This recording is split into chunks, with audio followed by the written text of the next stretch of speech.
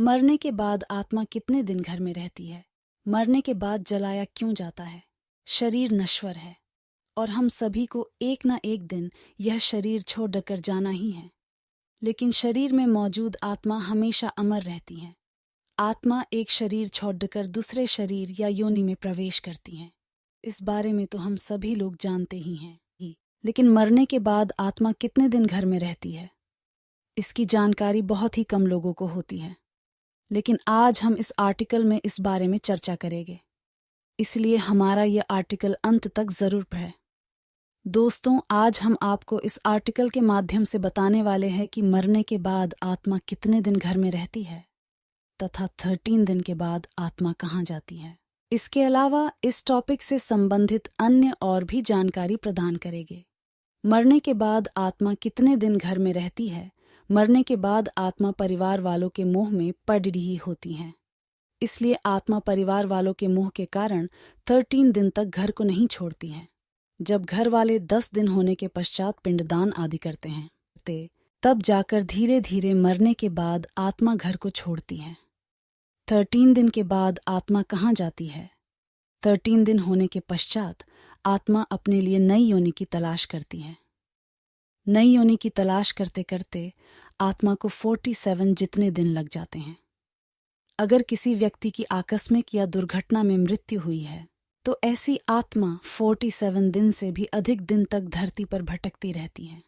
क्या मृत्यु के बाद अपने प्रियजन से बात हो सकती है?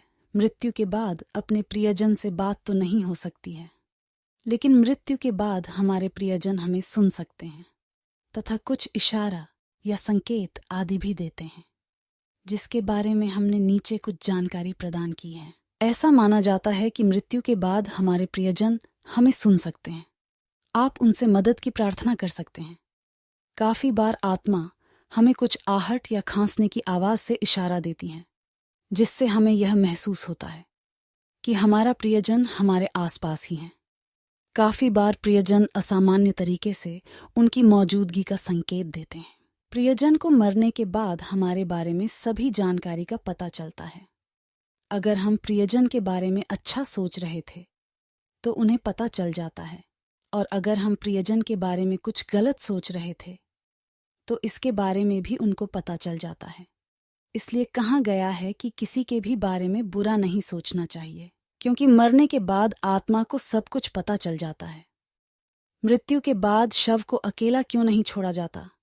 गरुड़ पुराण के अनुसार मृत्यु के बाद शव को अकेला नहीं छोड़ देना चाहिए, क्योंकि मृत्यु के बाद तुरंत आत्मा वहां से चली नहीं जाती है।